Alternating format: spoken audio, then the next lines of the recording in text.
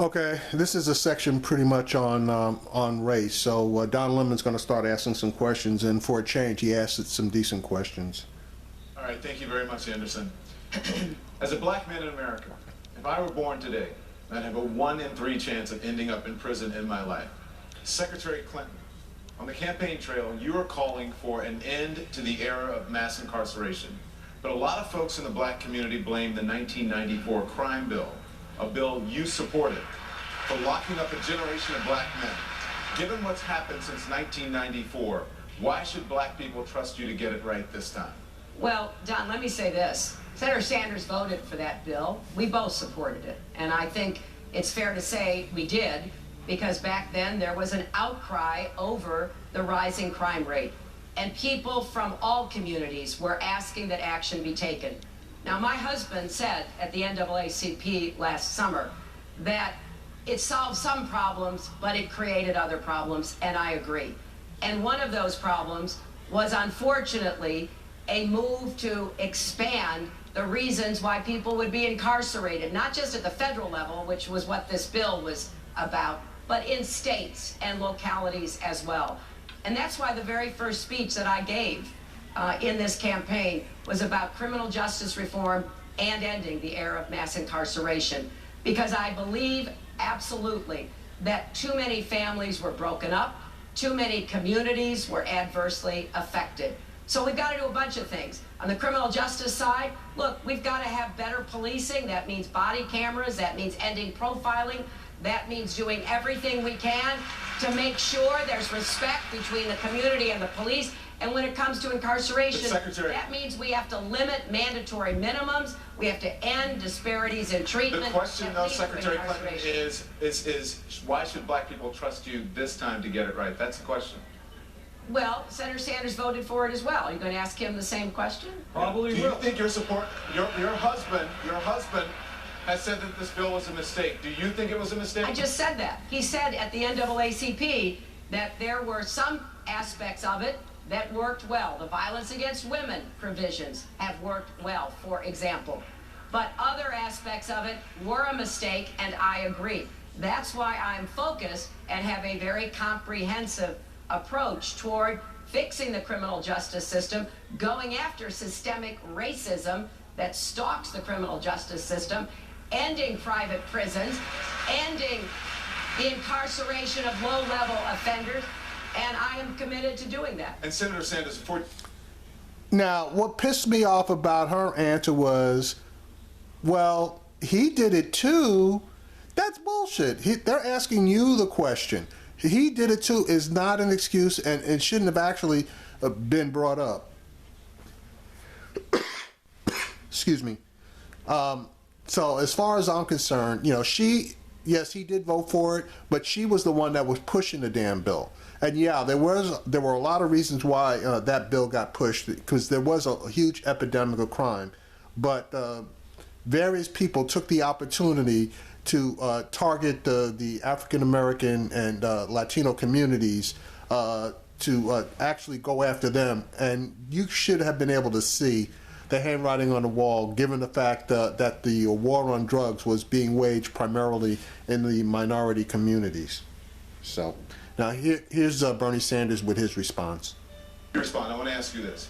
Back in 1994, here's what you warned. You said, we are dooming tens of millions of young people to a future of bitterness, misery, hopelessness, drugs, crime, and violence. But you voted for the bill anyway. Was your vote a mistake? You know, as I think Secretary Clinton knows, as we all know, there are bills in Congress that have bad stuff. There are bills in Congress that have good stuff.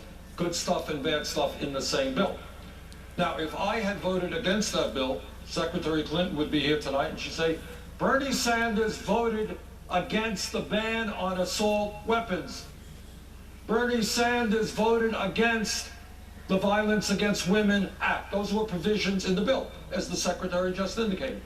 So in that bill, there were some good provisions. I have been a fierce fighter against domestic violence ever since I was mayor in Burlington. Violence Against Women Act has protected millions of women in this country. It was in that bill. the ban on assault weapons. That's what I have fought for my whole life. It was in that bill. Now, what you're reading, though, is I went to the floor, as I recall, and that's what I said. I tried to get the death penalty aspects in that bill out. Secretary Clinton and I have a disagreement. I was then and I am now opposed to the death penalty. So, to answer your question, what you read was a congressman who was torn, who said there are good things in that bill, there are bad things. Overall, I voted for it. But where we are right now is having 2.2 million people in jail, more than any other country on earth.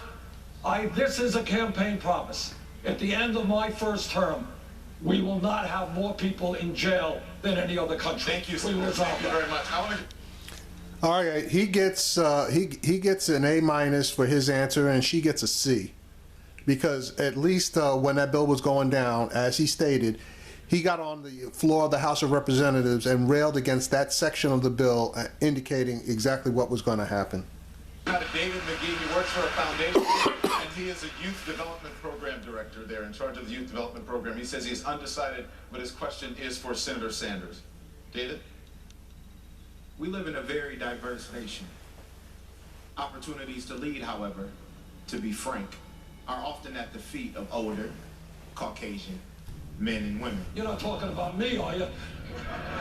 Men more so than women. However, what experiences have you had that have helped you deeply understand the mindset and values of other cultures?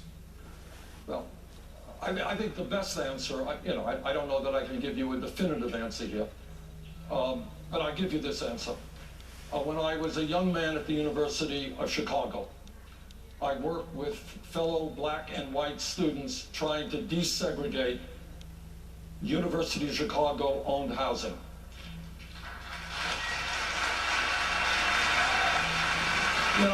Most candidates for president don't usually put this on their resume, but a year later I was arrested by the Chicago police for trying to desegregate the Chicago school system.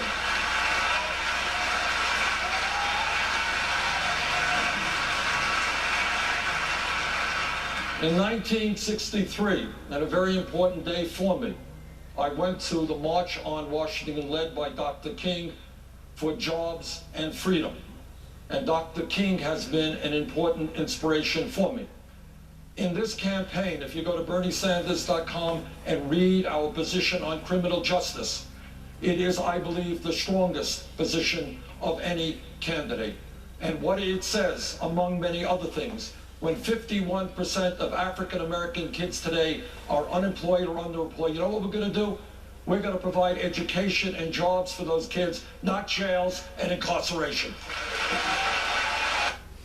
Okay, he gets a high grade on his answer. No problem. In a speech about policing, the FBI director James Comey borrowed a phrase from the Broadway show Avenue Q, saying, "Everyone is a little bit racist." So on a personal front, what racial blind spots do you have? Well, let me go answer Mr. McGee's question, because I think it's a very profound one. I think the most important thing that happened to me was a combination of my church and my youth minister when I was a teenager insisting that we go into inner city Chicago, because I lived in a suburb, and have exchanges with kids in black and Hispanic churches. It was also important for me to be a babysitter for the children of migrant workers and to learn more about their lives, and to go hear Dr. King speak in Chicago when I was about 14 years old. That got me thinking about what I needed to do to try to fulfill my faith. And when I was in law school, I had the opportunity to meet a visionary woman named Marian Wright Edelman, who had worked with Dr. King, who was the first African-American woman to pass the Mississippi bar. And I asked her for a job. She said she didn't have any money. I was working my way through law school. She said if I could get a job, get myself paid, she'd give me a job. So I got a Law Student Civil Rights Research Council grant. The first thing she did was send me to South Carolina to investigate juveniles being put into adult jails. The second thing she did was to send me to Alabama to investigate segregated academies. So from that moment until today, I am so grateful for my experiences as a very young woman, driven by my church, and my experiences working for the Children's Defense Fund, which have given me at least some insight and certainly have lit a fire inside me to do everything I can to address systemic racism. Thank you, Secretary. Okay, she gets pretty high marks for her history as well.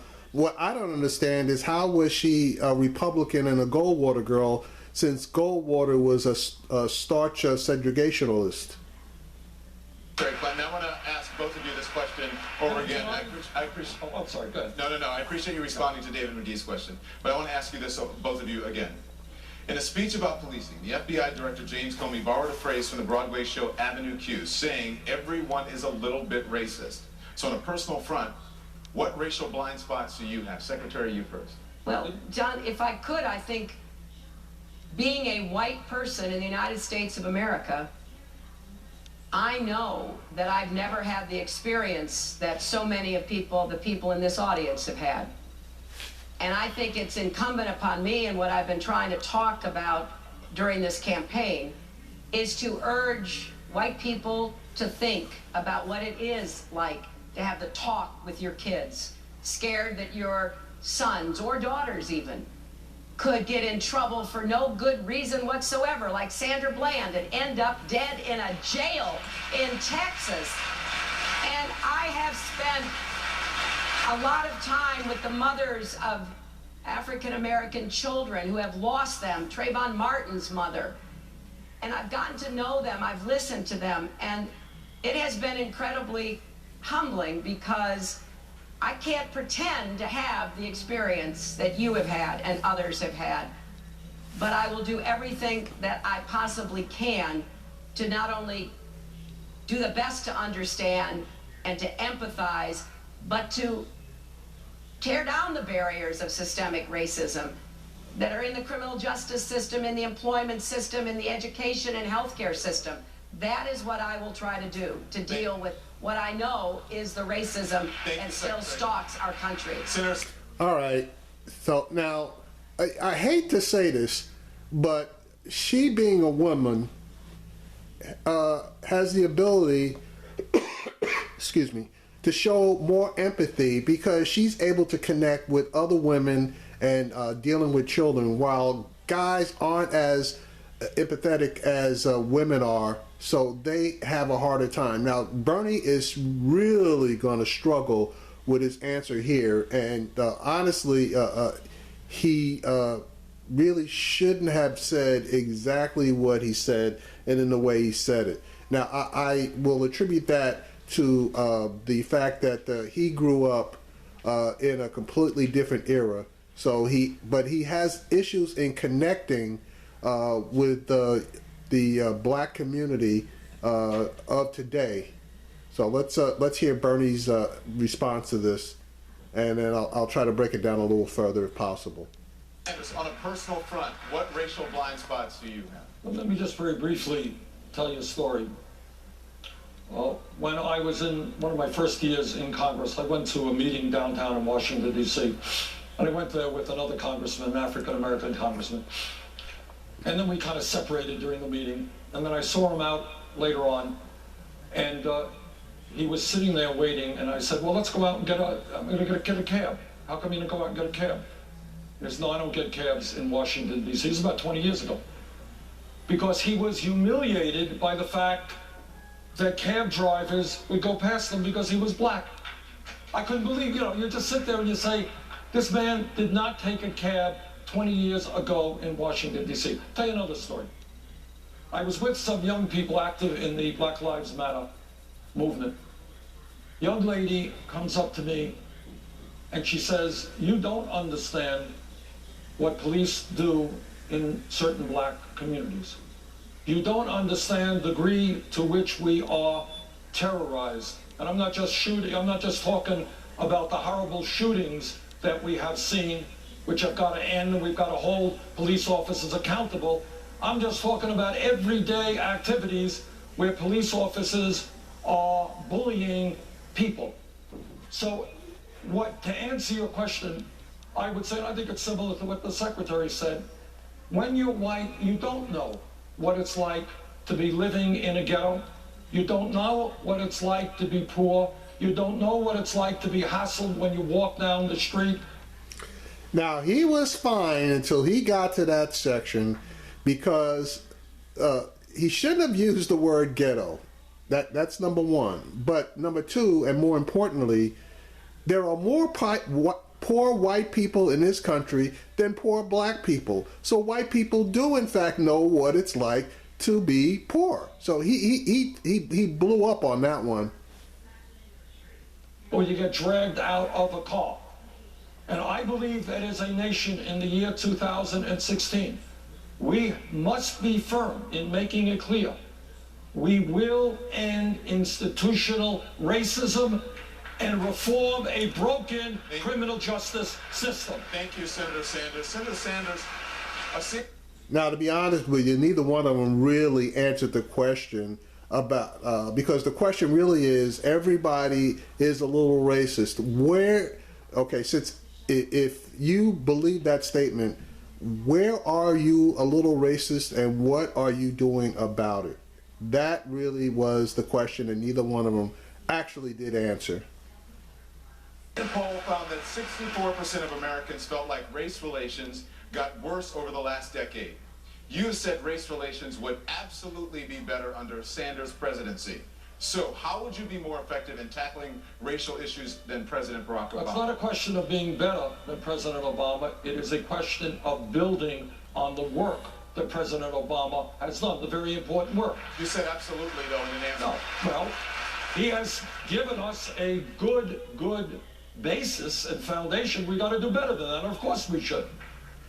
Please tell me what President Obama has done to build better race relations. That's a bunch of crap. Now, I do believe that Bernie's answer should have been because President Obama was able, had to live under the conditions that he was under.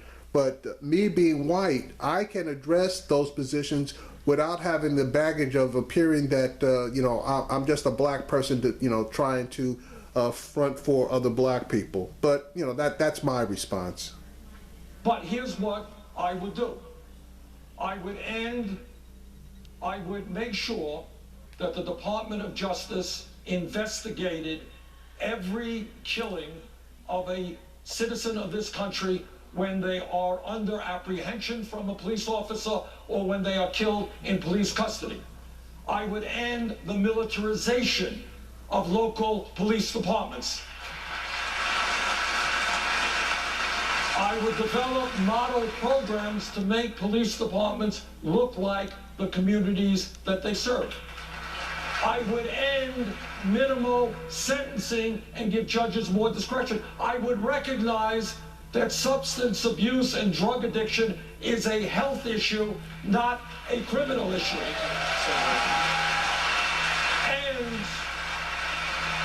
And I would make sure that those people who left jail had the education and job training so they don't go back into the same environment which got them in jail in the first place. Senator, thank you very much. Secretary Clinton, in 1996, you used the term super predators to describe some young kids. Some feel like it was racial code. Was it? And were you wrong to use that term? Well, I was speaking about drug cartels and criminal activity that was very concerning to folks across the country. I think it was a poor choice of words. I never used it before. I haven't used it since. I would not use it again. Because my whole life, to go back to what I was saying to Mr. McGee, is, really, ever since I went to work for the Children's Defense Fund, is to try to figure out ways to even the odds for people that are left out and left behind. And I know very well that we have too many kids in our country right now who are living in poverty, who are going to schools like the ones in Detroit that have mold and rodents in them. I saw that in South Carolina. It's unfortunately across America. So what we've got to do is provide more opportunities earlier in the lives of every child. That's why I believe in supporting families, early childhood education, universal